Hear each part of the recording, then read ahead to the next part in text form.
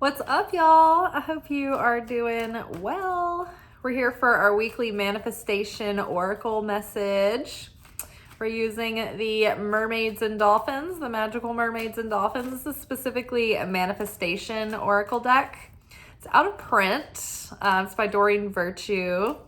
So it's one reason I always use this deck, so that we can share it together. But also it's just like a really perfect deck to use for specifically for manifestations. So it's never led me wrong yet. All right, what do we need to know for this week as far as our goals and our manifestations? How would we best be served? How should we direct our focus and attention? All right, ready, set, go. So no more procrastinating. I actually was procrastinating sitting here in front of my phone, just spacing out and talking to myself and having a grand old time. And I'm just like, I just need to go ahead and start this video. Like, I will never be fully ready after a night of work to start talking. I never think that I have anything to say until I press record. So yes, if you are in freeze mode, you need to get out into nature, get out in some fresh air, move your body. You know, there's been this, like lately we've been having the card come up, look for a mentor, find a teacher. There's more that you don't know. And I found the teacher that I needed to find. And it was a woman, and I've been bringing her up recently. Her channel is called Crappy Childhood Fairy. And her expertise is in how childhood post-traumatic stress disorder manifests in various trauma responses in your adult life. And so fight, flight, freeze, fawn, limerence, those are all trauma responses that can have very subtle symptoms. And so one of the things that is a symptom of early childhood post-traumatic stress syndrome, basically, if you've had early childhood post-traumatic stress syndrome or early childhood trauma, you're left with a dysregulated nervous system on top of the, unconscious and subconscious defense mechanisms and beliefs and things like that. So it is intensely and incredibly helpful to do exercises that re-regulate your nervous system. You can do box breathing, that helps, where you kind of take in a deep breath for 4 seconds, and you hold it for 4 seconds, and then you release it for 4 seconds. But it actually helps if you release the breath longer than what you exhale. So you really empty your lungs. And if you're alone, you can add a vocalization as you're exhaling, because it calms the vagus nerve. So it would sound like something like this. I don't want to do it. You basically are like as you're exhaling. Too vulnerable. So freezing as an adult, sometimes it doesn't look like actually getting frozen. So it's voo. That's what you're supposed to say when you exhale to relax your vagus nerve. It's voo. You really push those vocal cords and give it a guttural voo.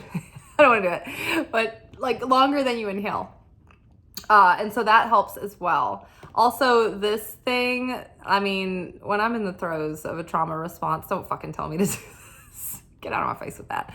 But the To Be Magnetic website that I talk about a lot on this channel, I do their work. I'm not like a coach, but I am a participant in their work. And they have they have workshops that help you unblock the various areas of your life and help you look into maybe your subconscious, and it helps you sort through and find maybe the things that are holding you back and blocking you. The website, their program helps you do the psychology work behind it, the therapy. They help you do the spiritual adjusting, and they also help you re-regulate your nervous system. That's their special edition. And the upshot of this is that you begin to manifest things and you begin to up level in your life. But their deep imaginings is what they're called. They're their own specific special meditations that get you into a parasympathetic state. They have patented binaural beats that they've had designed specifically to get you into the right brain waves, which I think is alpha, for your subconscious to be the most impressionable, where you can literally rewrite your nervous system and use your neuroplasticity to sort of like reprogram and heal and reset and re-regulate. And so that has helped me tremendously. But if you find that you procrastinate a lot, or even if you sit down to sit and do the tasks, like you're sitting in front of your computer, or you know you need to like make a list and like of people that you need to call, like for cold calls or something, say. Maybe you've got a bunch of errands, but you're like frozen and overwhelmed. And it's like you can't get the work done. It's like you're sitting there to do it and you can get a little bit done, but like you keep drifting off. It's like your mind keeps disassociating, or you keep falling into a trance, or you keep needing to get up and go do something, or, you know, it's just like, it pervasively will not let you sit and be productive, even if you try to will yourself through it. And the thing is that it feels so frustrating. It feels like it's something that's wrong with you, because what's really happening is that our conscious mind, no matter how strong-willed we are, our subconscious and unconscious, there's so much more of that than the tip of the iceberg up here, which is our consciousness. And so that really has more weight and more control, even to the degree that it can seem to magically suck things towards you and force you to go through these experiences. The good news is that a damaged nervous system and subconscious can seem to magically suck chaos and unpleasantness, you know, in your direction. But the good news is that a healed, you know, nervous system and a shift in consciousness and your vibration can suck, you know, all the good stuff towards you too. So, you know, there's something we can do. We're not completely lost causes, you know, because I know for me, I've tried so many things in my life to become more productive and get more done. And it feels like no matter how hard I work, like I'm always so behind everyone. And I realized and I discovered recently that I have freezing. I have a very dysregulated nervous system, and that I spend a lot of time, and I've had a lot of my life being frozen and not even knowing it.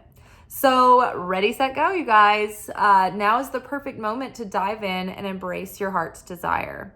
So if you find that you struggle with freezing or with different trauma responses, then I would highly suggest not only following Crappy Childhood Fairies channel, but also maybe look into To Be Magnetic. Their membership, I think, is $30 a month, which I realize that's like more than Netflix, but honestly, like I've never regretted that $30.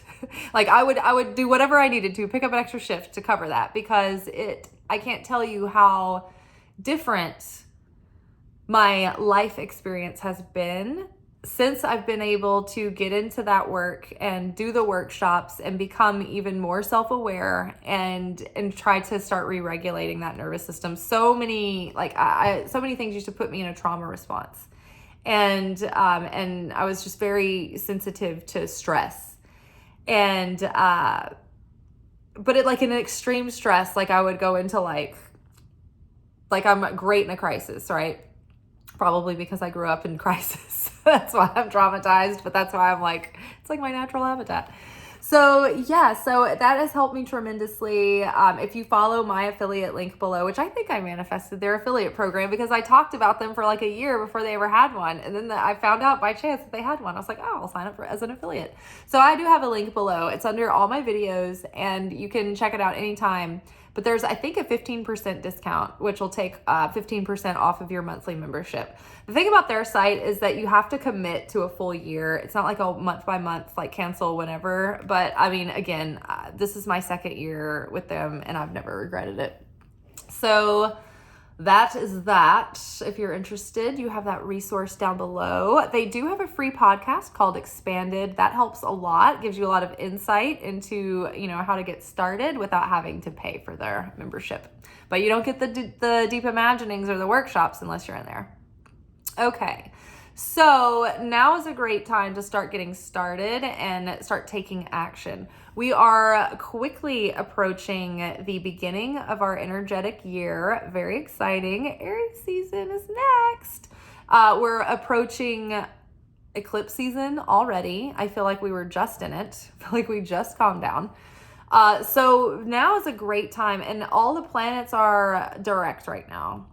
So now is the time to try as hard as you can to make use of this moment to get things started and to get things going.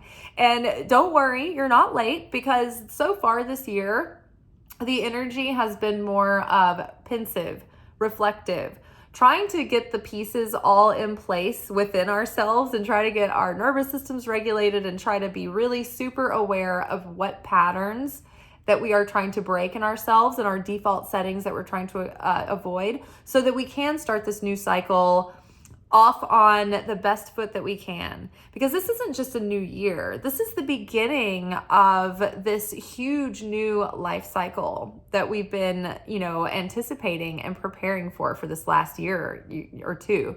So very exciting, no reason to wait any longer. Dive right in. If you are, getting hunches and guidance, follow that guidance, follow up on, little things that, pop in your mind or on your heart. Ooh, I should seek out this opportunity, follow through on those things, because you might be onto something. No matter what, even if you go for an opportunity that you have a hunch about and it doesn't work out, it doesn't matter, because you might have planted a seed that could come to fruition later. Either way, you are telling the universe all the right things. You're putting the right energy out there. You're putting the right intention, and you're taking the right action. And that puts you in cosmic integrity. You want to be in alignment, your mind, your mindset, and your consciousness, your feelings, your words, your actions, your behaviors, your habits, the ways that you're investing your attention and your time and your energy and your resources.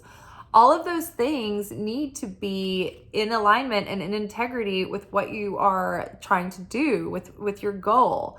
Otherwise, it's like you're just spinning your wheels and you're putting your resources and your energy into what doesn't matter, right? We're finite creatures as far as our experience in this material realm goes.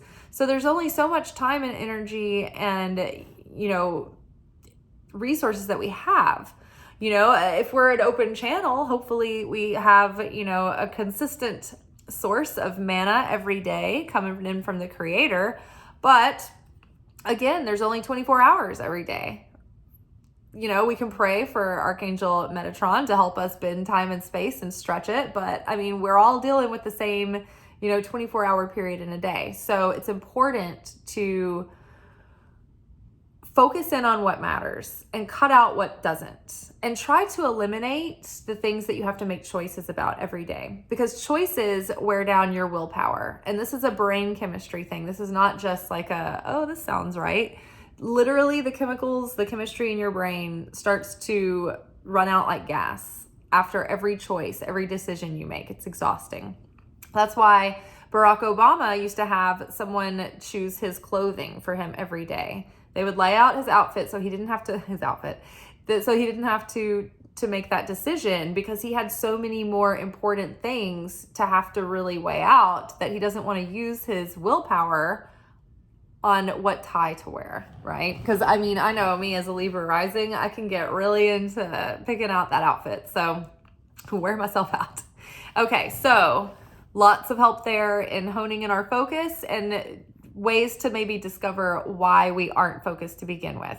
Look into the childhood post-traumatic stress syndrome thing. If you had, things in childhood that were overwhelming to your system that you couldn't process, that you couldn't handle, it could be minor. You could think, oh, that was no big deal. But maybe there is something that that you don't remember, or that you think, maybe it wasn't that big of a deal. But, if you struggle with certain things and you don't know why, and you're like, what is wrong with me? Why can't I just get it in a gear? It could be a symptom of childhood post-traumatic stress that was never addressed. And so you just still have the same unregulated nervous system, where your scared child within is just like, somebody help, just put a stop to this. I'm in terror. Okay, set your sights higher. All right, we need to crack through those limiting beliefs. We've been working on deepening that self-worth and our sense of deservingness. And so now it's like we don't need to sell ourselves short, right? Maybe, we think that the goal that we have now is out of our reach. Maybe it's not. Maybe we're capable of so much more than we think, and we're not giving ourselves enough credit. So, the great thing about setting your sights higher is that if you aim for the stars, you'll probably hit the moon, at least, is what they say, right? So increase your standards, expect more for yourself, don't settle. So one of the things that gets talked about in both Kabbalah and in To Be Magnetic work is a phase of creation and manifestation called the magic dark. In Kabbalah, we talk about it in this framework, the 4 stages or the 4 phases of creation. And so there's the first phase of creation, which is a passive desire. You've got an idea, it sounds nice, you've got like the spark of inspiration, but you haven't done much with it yet. Phase 2, creation phase 2, is the honeymoon phase. It's like, ooh, the idea took root, you decided that it's worthwhile, and you are excited, and you are passionate, and you are all in. You're putting in all the effort, you're burning the midnight oil, and you are getting it. You're the character in the movie when they're like really into their transformation and they're in their montage scene where they're like hitting the books and they're like at the gym and they're eating a carrot and there's like a motivational song in the background. That's creation phase 2. Creation phase 3, which is the same as the magic dark, is when it's like we've put all the effort in and we're like, all right, when's something gonna happen? And we're like hours from where we set off on this road trip, and we're in the middle of nowhere and there's nothing but a billboard to look at, and you're like, oh my God, the end is nowhere in sight. I'm sick of this playlist. I never want music in my life again. And you're so bored and you're like, oh my gosh. And maybe think of it like this other scene in a movie, like you've put it all on the line, like you've risked it all, like you've tried everything, and then you said your truth, and you gave that thing up, and you made the big sacrifice, and it's like you did the big ask, and still crickets. You're like, what? And that's creation phase 3. It's like, even though, like the creator, that's when it's testing you. That's when the creator's testing you to see if you've earned the vessel, if you've built the vessel to contain the fulfillment of the manifestation and sustain it. You're being tested to see if you will settle, if you'll give up, if you'll lose faith, if you'll lose hope. In To Be Magnetic, they talk about this, the universe will send you tests. And you'll think, oh, nothing's happening. My manifestation juices run out. So I've got to take this job opportunity, even though it's not really the one that I wanted. And it's not maybe it's some of the things, but when you're just, when you're choosing something and you feel like you're settling and you're like, it wasn't really all that I wanted, but I'm afraid that nothing else is going to come right now. And that's the key right there. It's that scarcity. The universe is giving you the fake thing. The false, I don't know what I'm trying to say. It's like a golden goose, but it's fool's gold, right? So the universe is like, how about this? Close enough, huh? Aren't you tired of waiting? Aren't you exhausted? And if you don't feel if you don't have a strong faith and you don't have strong trust and you don't have the self-worth to say, you know what? No, I'm not going to settle. I'm not going to settle for some, let's just see how this goes kind of relationship. No definition for however long, it's been past that, you want to make something right. You're like, I'm ready to call this a thing or move on. Right. And they're like, no, let's just keep going for it. Let's just keep it casual, keep it whatever, friends with benefits, Netflix and chill, whatever. And you're like, no, I want a relationship. That's the test. It's no, you can't settle for that. You have to hold out, even though you think I'm never going to meet anyone. You have to believe that you will. If you think I'm never going to get the job that I want, it's maybe you won't get the job in the specific company that you're obsessing over, but there could be another company that is got better work culture, better benefits, more paid days off, you know, maybe you have more freedom, maybe you get to work remotely, who knows? Like, but something is coming. And it just feels like there's crickets. And so in Kabbalah, part of the spiritual test is to say, okay, look, if this is your soul calling you in this direction to do this thing, and it gives you a sense of purpose, and you value that, would you keep doing it if you were never going to be successful? If it never gave you anything back, but it was the thing that you always had to give to, that was the way that you shared, but it was never going to return anything really, except for the fulfillment of the fact that you have a sense of purpose when you do that thing. Would you still do it, or would you give up? And if you keep on, if you stick with it, because like you're like, this is my soul calling, like I need to do this, like this is within me, it's not something that I can just let go of, like no matter what, come what may, hell or high water, if it works out or not, I cannot walk away from this thing. That's when you're like, okay, that's when you can think creation phase 4 is surely close by. And creation phase 4 is the manifestation coming to fruition. It's the fulfillment of the manifestation specifically. Because many times we can get our manifestation, but it doesn't have any fulfillment. Have you ever had that when you're like, I've been wanting this for so long and I thought I was going to be more excited, and now that it's here, it's like, it doesn't make any difference. Like nothing's changed. And that's kind of the secret. It's like, you have to be fulfilled without the thing, because the thing won't fulfill you. And so the only way to get the manifestation and really be fulfilled is if you are already fulfilled, whether you have it or not. And the thing coming through is a pleasant enhancement. And not only that, you've put so much effort and so much, you've invested so much in it that you value it and that you can really appreciate it. And then you don't take it for granted. You're like, if it's like, for instance, like nepotism, and a billionaire leaves his son or daughter the company, and they didn't work their way up in the company, and they haven't really done all the jobs, and they don't value it like the parent did, because the parent spent their life, their blood, sweat, and tears building this thing from the ground up. It's their baby, and they would never turn an eye on it and not be paying attention to what's going on in their business, right? You know, you hire people that you trust, but ultimately you're like, I'm in this thing. When you inherit a business like that, you don't have the same, you didn't build the vessel. The building of the vessel is the effort that you put in, the experience that you gained, the know-how. You know, it's the years that you spent like putting all of your heart and soul into something. You know, and maybe it's something that you haven't spent years on. It just depends on what it is. But in this example, it's like this business. And so the child, the kid, whoever inherits it, they didn't like spend their whole life working on building this company from the ground up. You know, maybe you did, maybe you grew up and you worked on the family farm, and then you inherited the farm, and you're like, it's like your whole life, right? But that's because you were working in it and you were part of it, right? The kid that was like I'm using like really cliches here, but say it's like the kid that goes off to prep school and they're not really there and they don't appreciate it as much.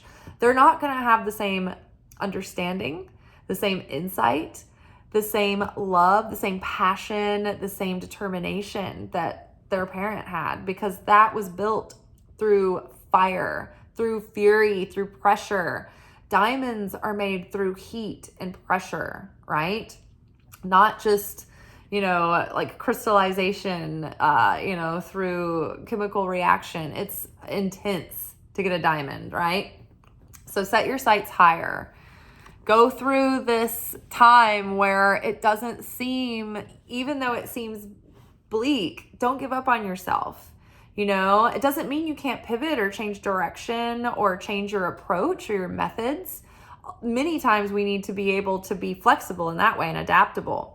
But ultimately, the core of it, the root of it, if it's put in you and it's like deep in your heart and soul, not from like, there's certain things that our heart wants when it's been broken, or there's certain things that our gut wants when it has human fleshly craving. And that's not the same. And if it's coming from that kind of place, like you won't have the steam to get through the magic dark or creation phase 3. You'll throw in the towel. You'll be like, it's too hard. It's never going to pay off. It's not worth it, you know? So you have to really weigh that out. And, you know, too, if you are, say, an entrepreneur, you're starting a business and your business just isn't profitable. I mean, sometimes it's like, okay, you may have to pivot your business, or you may have to accept that business may not be a viable business, but you're not giving up on yourself to make your vision a reality, right? Maybe this isn't quite the business, but maybe there's another one that you have that you needed this one to be the seed level that would teach you the core like skills and wherewithal that you needed to make the real thing happen. So the secret is that if you're in that situation where you put a bunch of effort into, say, a business or a relationship that didn't work out, and you were like, man, I thought this was it, and I didn't give up on myself, right? Because that can be confusing too. Sometimes you don't know when to leave a toxic, bad relationship. You think you're supposed to like hack it out and keep trying. But really, if it's toxic and it's unhealthy and it's dysfunctional, then it might be the right thing to do to leave it. Now, what you can't do is leave a relationship in a toxic place and think that you're just going to go have another relationship and everything's going to be fine. Because there's certain tikkun correction that you have to do in yourself, and that difficulty was probably presenting some of that to you to work on that. And so before you can expect to have a different relationship next time, you have to solve that. You have to do the work, the inner work, or else you'll have the same, it'll look like a different person. It'll seem like it's going to be different this time, and then it will turn into the same thing again. So that is something to know. That's what I was going to say. So if you have lost a relationship that you had a lot of hope in, that you put years into, or a business, right, that you had a lot of hope in, that you put years into, and you've failed, you've lost it, it went under. As long as you don't give up hope and you don't resign yourself to despair, you can mourn that and grieve it. But like the energy that you put into that thing, it's still hovering over you, right? Say like this was the thing, or let's use the card box, right?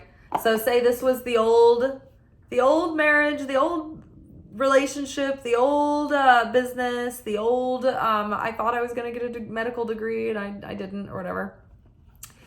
Think about that. This is the manifestation, right? And say, okay, this is the failure. Oh no, I failed. It all broke. But all the light from that thing is still up here, right?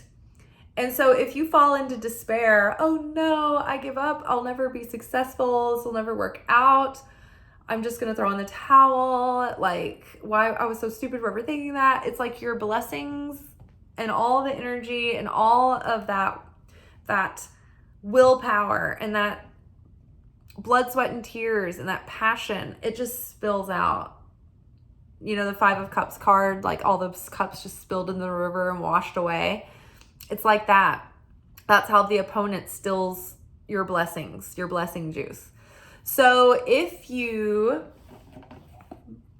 failure. Okay, so I still have, let's use the lamp light back there. So I still have all this light up here and I didn't fall into despair. Man, I'm really upset about this. This is a big heartbreak. It's a big loss. But you know what? I have faith that all of my blessings are being held for me. And all of that is going to be like rollover minutes. It's going to be transferred into the next thing that I do. And that thing will hold that blessing. And all that energy and that effort and all of that love and that passion that you put into that thing will go into the next thing. And that thing will be blessed by all of the effort that you put into the last thing. That's the key, is that you don't give up. You can't lose hope. Faith is the key. It's certainty. It's that certainty beyond reason, beyond logic, that you're just like, you know what? I know that the Creator is present in all things, and my knowledge of this can activate the Creator in anything, in any moment. And if I believe that the Creator can take this difficult situation and help me change myself through it, whether or not I'm being victimized or not doesn't matter. What matters is that I am in it now and I've got to do something with this experience. And what I do with it, that's what matters.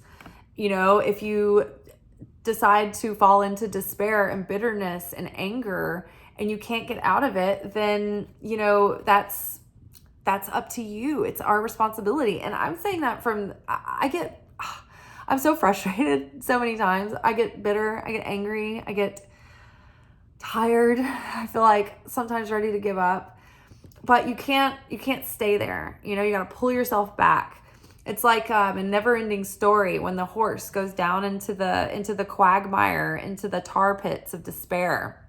And Atreyu trying to pull him out. He's like, no, you can't give up. You can't let go. And it's the sadness that's taking him down, right? And so that's the same with us, right? So keep your set your sights high. Don't give up. Don't give up on yourself, and don't settle for less than what you deserve, because you're worth what God put in your heart to want. And that kind of divinely led desire is there because that thing is already a done deal. And it's set aside for you. And holding on to that level of faith will help you get there a lot faster. So, friendship. Make a play date with one or more friends. What does it say exactly? Make a date for a play day with one or more friends. This came up recently. I think it came up maybe last week. And I think this is good because, you know, so many times we can just get into the lab as alchemists and as artists and as creatives and as entrepreneurs. I know a lot of us that are here on this channel are creating something of our own. And so we can get bogged down in our routine. And sometimes we need to shake things up a little bit. And, you know, there's probably, you know, some friends that you have that you find that whenever you're together and you're having a good time and you aren't thinking about much, you're just really inspired and you have a lot of ideas to bounce off of each other back and forth.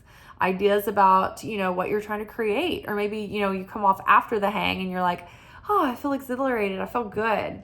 You know, and then that makes you feel creative and inspired and motivated. You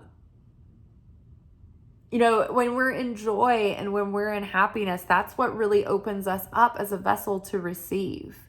And when we are in play and when we're in laughter and when we're in joy and happiness, we're in a state of trust and surrender. You can't be rigid and locked up and have a great time and play and be laughing like, ha, what's coming around the corner? Can I control everything? Can I regulate every moment of this hang? So funny. Ha ha ha. Now we can stop laughing. It's like just relax. It's like you have to be in surrender. You're overtaken by laughter. You're overtaken by play and by fun, and you let yourself go in it. And then that creates so much flow, and it opens up so much in your vibration. Spiritually speaking, it gets you in a high vibrational place. And joy and laughter and creativity and play and goodness, that has affinity with the light of the Creator.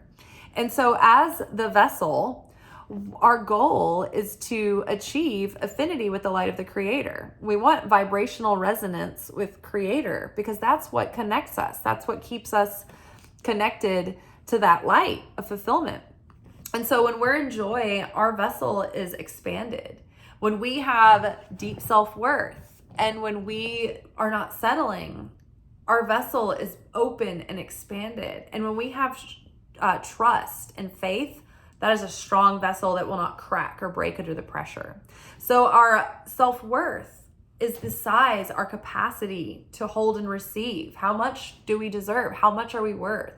Our faith, our certainty is the thing that strengthens us, that keeps us from cracking and breaking and spilling out our light.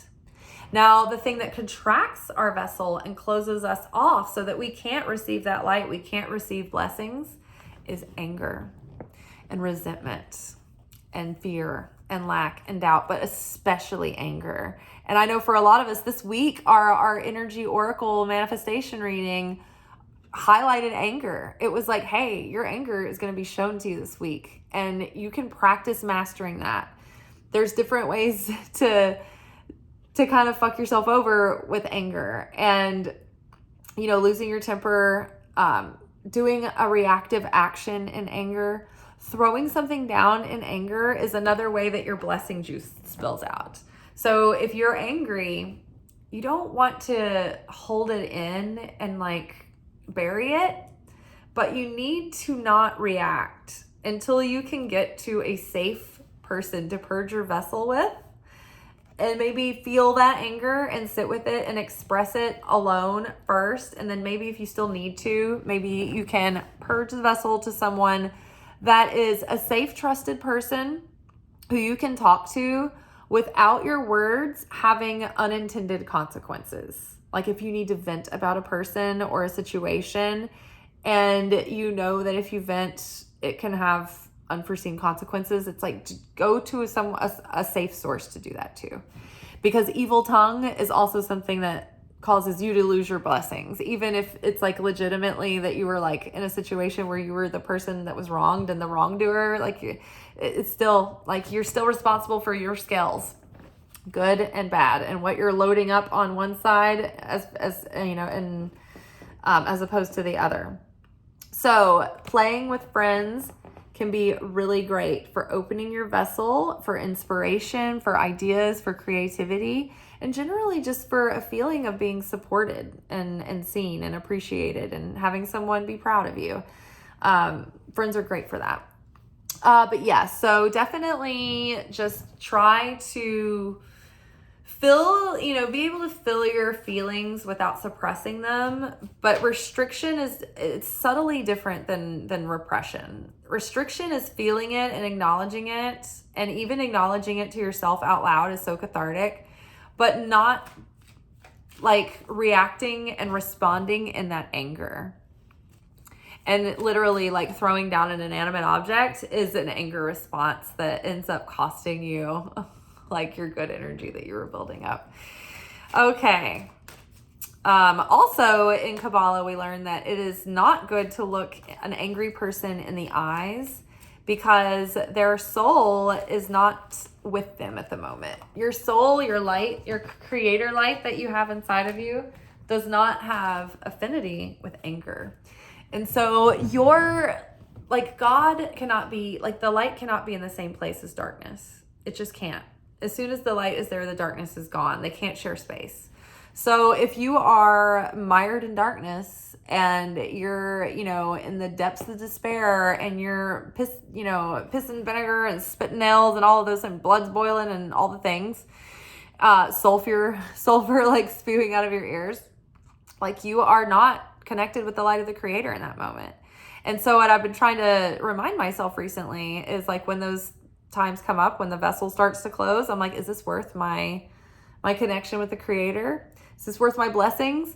Is this worth losing my inner peace and my, throwing away my good vibration that I've cultivated? Is this worth me falling out of connection with the light? I'm now being separated from the light. I'm cutting myself off from my blessings. Is it worth it? So yeah, play date with friends, go have some fun and see what happens. Every time I hang out with like certain friends, like my BFF, like we always have great ideas every time we're hanging out. All right, one last card for the week and then we'll be out of here. I thought I was going to do a short video today and we're already at 40 minutes. All right, what do we have? Ooh, self-forgiveness. This is a big one. So let go of old guilt and remember that you're God's perfect child. Well, maybe not all of us. I'm kidding. So yeah, carrying around guilt and shame is a vibrational killer. It is such a low vibrational feeling. It does not have affinity with the light of the creator. The creator does not guilt or shame. That is something that the female opponent does. So the Satan, the energy of Satan, there are two. There is a masculine Satan, pitchfork, who tempts you with the initial fuck up. Then the female Satan, the feminine Satan, she comes in and she makes you feel awful and like shit about yourself, right? It's good to feel remorse and regret and make amends and repent and do teshuvah. But it is not healthy to beat yourself up and feel like you haven't done, like when you feel guilt and shame, it's not that you feel that you've done something wrong and you have remorse. You feel like you are wrong and that you are bad and that you are inherently wrong and off and something's wrong with you. And then that affects your sense of worthiness and your deservingness. You're like, I don't deserve it. I'm not worthy. I'm ashamed. Like, think about when someone makes you feel shame. You don't even like, you don't feel worthy. You don't feel, and that makes you feel angry, because if you're like, I should feel worthy and you're making me feel this, and that causes anger, right? So think about like the cycle of like holding a grudge with yourself, not forgiving yourself for something, right? It could be just beating yourself up, or like when you torture yourself thinking, what did I say? Why didn't I get that client? Why didn't I get that gig? Like, did I not get back to them fast enough? Like, was it my pitch? Was I not confident enough? Like, is my like profile not good enough? You know, and then you start going over it. Like, what did I do wrong? Did I say something wrong? And then you're torturing yourself. And that, all that time and that energy and that consciousness that you're just spinning your wheels, it's not constructive. Like, it's constructive to go back and review the play and be like, was there anything I could learn from this and improve upon? But that's different from feeling like your self-esteem is taking a hit and like you don't trust yourself anymore. And now you're second guessing yourself, right? So letting go of old guilt and shame, giving yourself a clean slate, credit for a new day, to start this new cycle off without like looking over your shoulder at regrets, you know, things that we can't change now. Well, what things that we can change, we do our best to change them. But things that we have no control over now, we just have to let it go. You know, we're always just learning. We're always a work in progress. We're never going to be perfect. We're going to screw up all the time, over and over again. And that's why we're here. We are here on this earth in flesh suits, literally to do the work of being messed up and unmessing ourselves up. We're here to correct the flesh, the negativity, you know, we're here to heal the ego. That's the only reason why human beings are flesh bags on earth. Otherwise, we could be in limbo without the flesh bag, like in Barbie world, and like look at food and get the energy from it and not need to eat it. Like Barbie world was actually, like the Barbie movie was actually very enlightened and very profound. And I'm wondering if the writers had studied Kabbalah and mysticism, and because it was a very spiritual movie. Like the way that Barbie and Ken live in like that perfect Barbie world, they had no fear, they had no insecurity. And so everything was perfect. They had no cellulite. You know, they didn't need to eat food. They barely had to have sleep. You know, they didn't even have to have the shower. They just went through the motions. They never got dirty. They lived in the world that Adam and Eve lived in before the fall, before Adam and Eve had shame and guilt. It was the shame and the guilt that caused them to lose affinity with the light of the Creator, and they fell from limbo into this earthly kingdom. That was the fall from the garden. The garden is not on earth in like Africa somewhere in a beautiful like tropical like place.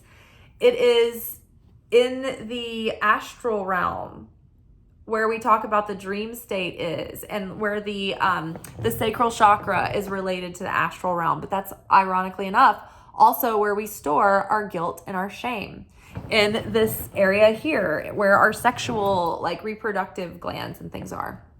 So old guilt, there's no reason to feel like beat yourself up, because the whole reason we're on earth is to go through the process of correcting our soul life after life. And so we're here to be imperfect. And if we were not imperfect, there would be no life on earth. There would be no reason to be on earth.